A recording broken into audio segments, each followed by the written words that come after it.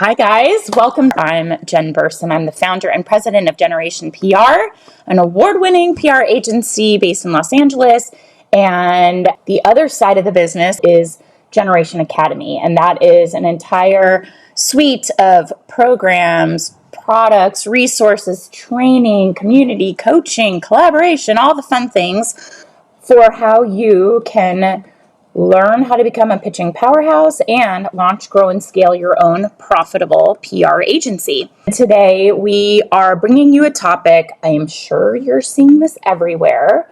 I don't love always just jumping in on like bandwagon topics, but I don't think this is a bandwagon topic. I think this is a disruptive technology that is very close to what social media was for the PR industry back when we were all like, what's this Twitter? What's Facebook? How do we use it? How do we leverage it? AI. It's not going anywhere. It's going to evolve, and it's going to evolve very, very quickly. Okay, so I tend not to panic. I tend to look at things that evolve in our industry as new rules of the game, and we are experts that have to learn the rules and learn the rules and the tools, right?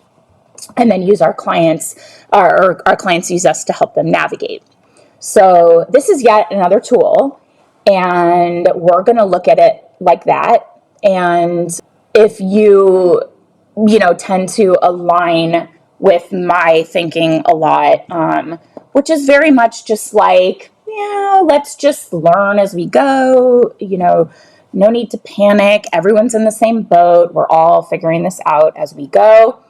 Then this is what I'm here to bring you. AI, it may sound like something out of a post-apocalyptic sci-fi movie, but even if it does to you, it's very real. It's very here. It is cementing itself in the media landscape, and it's already shifting the way that PR pros are running their agencies. And it has a whole world of super cool, interesting uses. So if you haven't checked into it, poke around, explore, don't be afraid of it. Just see what it can do. But when it comes to PR and what we do, we're going to keep an eye on these writing-based AI programs. So these are the programs that have the capacity, they have the power to generate an entire paragraph of copy, multiple paragraphs of copy, an entire outline based on a query, whatever you plug into it. And that does pose some ethical questions when it comes to pitching the media. So we'll talk about that. And I know we're all, learning as we go. We're watching a lot of content around it, learning the power and the limitations, because that also matters. You need to understand that there are limitations and not just rely on it as fact and comprehensive, So what is AI? It is artificial intelligence, and I'm not going to get too technical, but it uses computers and machine learning to generate content that humans would create.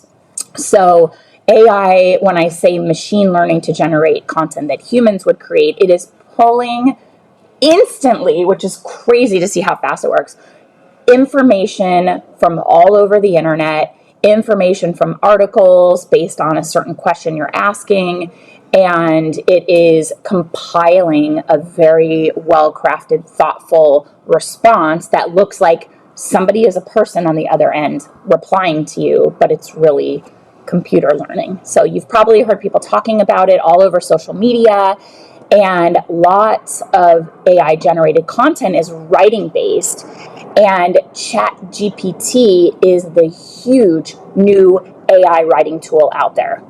So that's what everybody started really talking about AI was when ChatGPT rolled out. They made it an open platform. I think it was like version 2.0. And, like I said, AI isn't it new exactly, but right now, especially with ChatGPT, it's more accessible than ever. And people are using AI software for fun. like just looking at internet trends or to streamline their processes at work. And I think in that sense, it's a very powerful tool to help you save time, save money, create processes using AI, and also to create content creation shortcuts so that you can get some things rolling using AI and then add your zhuzh, like spin it your own way. So I know that this kind of disruptive, scary technology has burst onto the scene. A lot of people will make a catastrophe out of it. That's their first instinct. That's not how I am. I'm not a doomsday type of person. Like I said, the sky isn't falling. This is how everybody acted when digital media came out and blogging, and they said, media is dead, media is dying. It's not, it's evolving. That's always what happens, and we evolve with it. So that's why you're here. Media isn't dying. The sky isn't falling. So AI is not going to replace all of us. It's not going to replace every copywriter, every PR pro out there. It's just yet another shift in the media landscape. And if you dive in and you approach this new, revelation, this new evolution in AI as a tool, instead of, a monster coming to take our jobs. Don't run from it and learn how to harness its power for good. And here's one of the reasons why you can't panic over AI. It's not always accurate. It's not a human person. It's getting better, right? But it's not always accurate. AI can't generate pitches on its own. You can't just put in a product and a pitch angle into ChatGPT and send the generated pitch right to an editor. There's zero guarantee the pitch is full of good, accurate, comprehensive, up-to-date information. AI pulls information from all around the internet. So beside the fact that it could potentially be inaccurate information, plagiarism is a serious problem here, which is why we talk about the ethics. You could be unintentionally stealing content from writers that you've never even heard of. It's just pulling in information from other people's writing all over the internet. Anything generated by AI, it needs to be read and edited by an actual human before it is remotely ready to be shared. And you'll need to check for plagiarism, any kind of factual errors, clunky writing. The list goes on. Does this look like a computer wrote it, or is this a human being that actually pulled this together? It's a good start. It's a good framework, but it is not a human's own ideas, thoughts, positioning, opinion, all of the things that make our writing really special. An AI-generated pitch is like a spray and pray pitch. It's generic and it's impersonal. I said it. Don't be spray and pray. Don't cut corners and be lazy using AI to just do all the work. It's a great starting point. It's a great time saver. But you still have to use your expertise in order to craft pitches that are going to move the needle. Your pitches need to be personalized to that specific editor that you're pitching, their publication, the beat, the kinds of content that they cover, and have your own voice and personality, like infuse little tidbits of personality into your pitch. Using an AI generated pitch as is does nothing for your media relationships. It can also sour your credibility with a journalist, and you can't build a deep personal connection with a robot. That robot doesn't have your special personality and your special ability to make it super targeted and relevant to the person who's reading it. So that's number one. Number two is an AI pitch won't align with an editor's needs. So ChatGPT may be able to write a grammatically sound pitch, but will it align with exactly what that editor might be looking for? Probably not. It doesn't have the power yet, and may eventually, but it doesn't have the power to be accurate about minuscule trend shifts and super specific niche topics, like an actual PR pro who has a deep expertise in their niche, knows all of the trends, the movers, the shakers, the things that are being talked about, the, kind of topic of discussion, or what's happening on TikTok that might be relevant to their niche that the media is kind of interested in talking about. So the research it does is often just kind of surface level, and you're likely to get some inaccurate responses to a really niche query. It is going to pull from what already exists online, you see. So if you're trying to stay ahead of the curve, AI doesn't really help you because it's looking at what's already there, not what the forward projecting ideas may be that your client might want to weigh in as an expert, or that the media is going to want to talk about early. You see what I'm saying? It's just pulling from what's already there. So you're coming into the pitch writing process with valuable experience and your tried and true strategies and the past successes that AI software can never replicate. So the way you positioned a pitch moved the needle, got their attention, these sort of nuances that got them to be interested in learning more and hearing more about that angle and that idea. If you're sharing pitches that are getting pulled from AI, you're regurgitating topics that have already been written about. And what publication wants to just keep covering something if they're trend focused or forward focused on what's happening in an industry? They're not going to want to cover something that's already been done. Even if you copy an editor's request directly into an AI query box and feed it all of your client's relevant information, the resulting pitch won't necessarily meet that editor's needs. The pitch has to hit every aspect of a journalist's query, whatever their request is, have your own unique approach or spin on it. Things are going to get missed in an AI generated pitch. So just know, it's just spitting out what's already there. It's not really giving you anything super novel. Number 3 is these nuanced storytelling approaches. That's lost with AI content. AI pitches generally just don't tell a story. They spit out information based on a question, a query. It's like garbage in, garbage out. Yes, they're generic and impersonal, but they also don't weave brand messaging, brand positioning, product information, founder stories. They don't weave it all together to paint a picture for a journalist.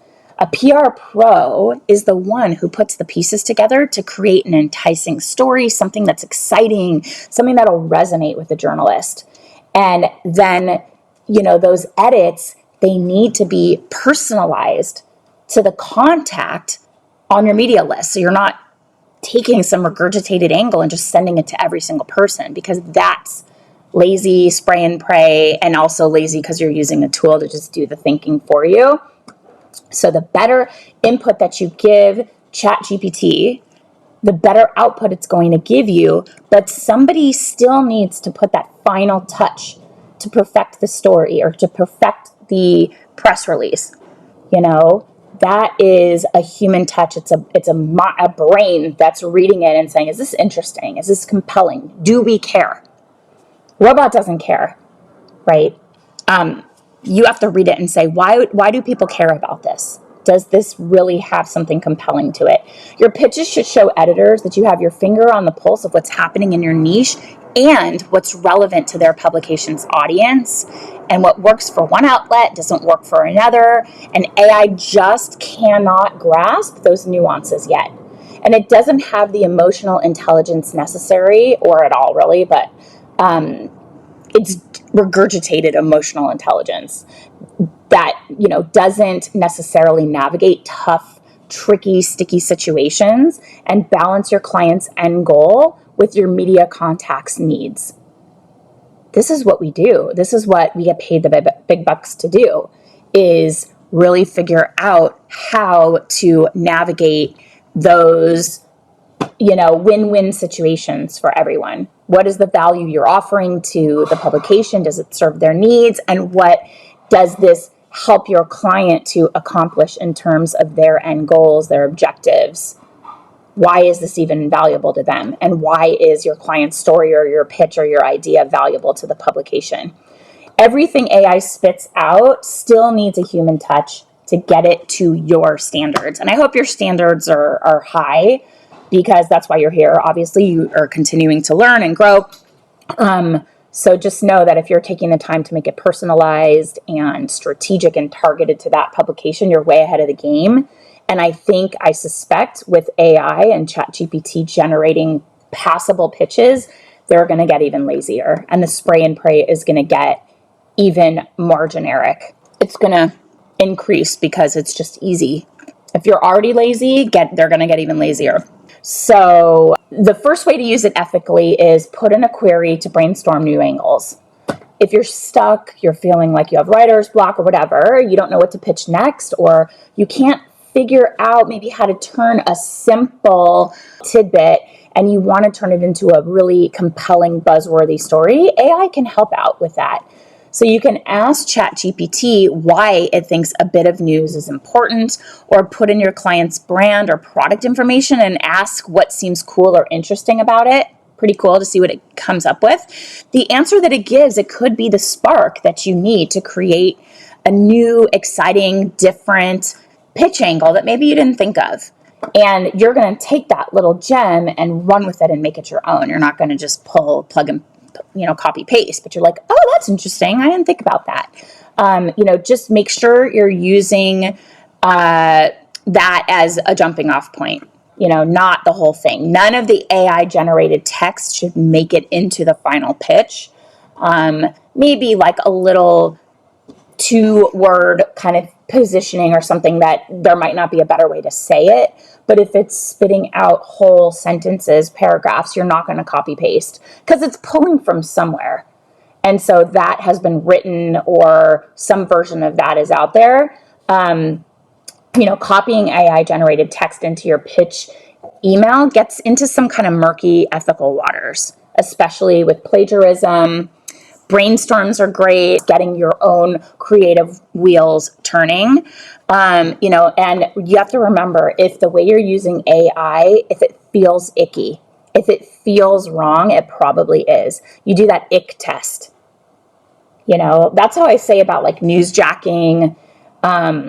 Anytime there's like a tragedy, do you feel good about this? Like, does it pass your ick test? And everybody's ick test or ethical sort of like, does it feel right or wrong? The line is a little bit different, but sometimes it's pretty universal that it doesn't feel quite right, So if it feels wrong, it probably is. You should be okay and be in the clear as long as you're just using it to kind of help do your job, get the wheels going, and you're not making it do your job for you. It's a tool. It's not a substitute for you. Okay, we all can agree on that. That's pretty easy. So that's one, is just query, brainstorm new ideas. The other thing I think it's really useful for is breaking down tough concepts. So if you're struggling to explain some kind of complicated data or a tough concept in simple terms, layman's terms, or putting it in a way that's easy to digest, or rephrasing some technical jargon in a way that like your mom could understand or your grandma would get. AI is seriously powerful for that. This is one way that I've been using it in my own life. This is my story. So my son was having a hard time. He's 5th grader.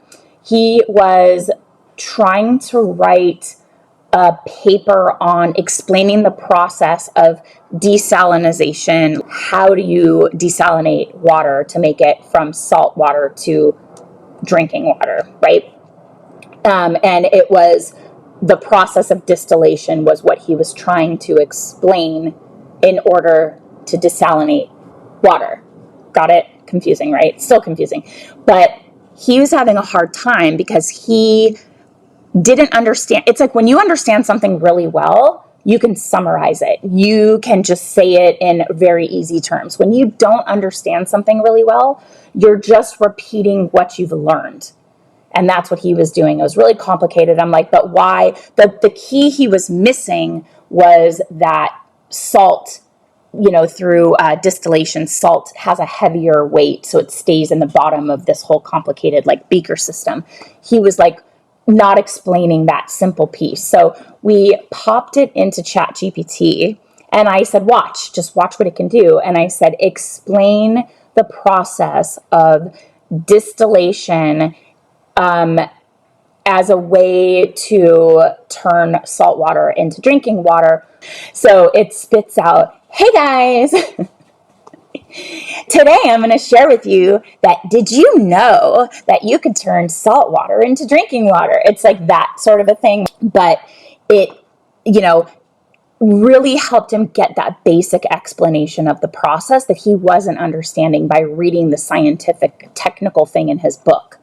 He just needed this works because when it evaporates, the steam is lighter than the salt, which stays in the bottom, and the steam, goes up and then forms condensation, which is clear water. Anyway, it was like that sort of thing. So none of that AI text was used in his essay. I made sure of that, but it still really helped him break down that concept and rewrite it in his own words and using those simpler terms. So it's great for breaking those things down, but it's never copy, paste, send. No, that is not ethical. That is not what clients are paying you for. You, as my kids would say, big brain. You guys are big brains, right? You're using AI with your big brain as a tool just to save you time, save you money. Maybe there's some research it can pull, but we can use it to teach us all about topics, create something in an outline format. Like there's all kinds of things that it can do. It's really cool, but you still have to review it and say does this seem right? I also used it to create some ideas for outlets to pitch. To example, what are the top 10 media outlets that do nonfiction book reviews? That's great. And it'll pull, lists, thought starters, but it's not, going to be the be all end all. It's just generating ideas, right? So it wasn't overly accurate based on our research, but we used about 4 to 5 outlets. Great. So you're going to get that list and then research. Or a lot of times it'll give you ideas that maybe you already have. And so that's how I feel like if you show up here and I'm talking about things you already know. It's kind of like you get that validation, like, oh, okay, I'm doing it right. Or, oh, yeah, I already thought about that. Okay, I'm on the right track. I think there's value in that too. Just that, yes, okay, we're on the right track. We're doing it right. I feel good about that. And then moving forward with confidence, so that might be one of the ways you're getting value out of it. It's there for you as a tool. It is not here to take your job, at least not yet. I mean, listen, we have to evolve with the times. Anybody who digs their heels in and says, I'm not looking at that, I don't want to deal, it's another whatever, that's not a way to evolve and stay relevant. You guys are all here because we're making an effort to stay relevant. PR is a game. We want to be well-versed in the rules of the game and help our clients navigate the media landscape with the evolution of tools and media platforms. So the more you know about something, the more you can speak to it, address concerns, leverage the value, and make it your own and make it, use it to make you better and save you time. Yeah. So that's what I have for you guys today. Thanks as always for being here, and have a great rest of your day, and I will speak with you soon. Go play with ChatGPT, get to know it, become friends. Don't fear it, be its friend because it's there for you too. So talk to you guys soon. Ciao.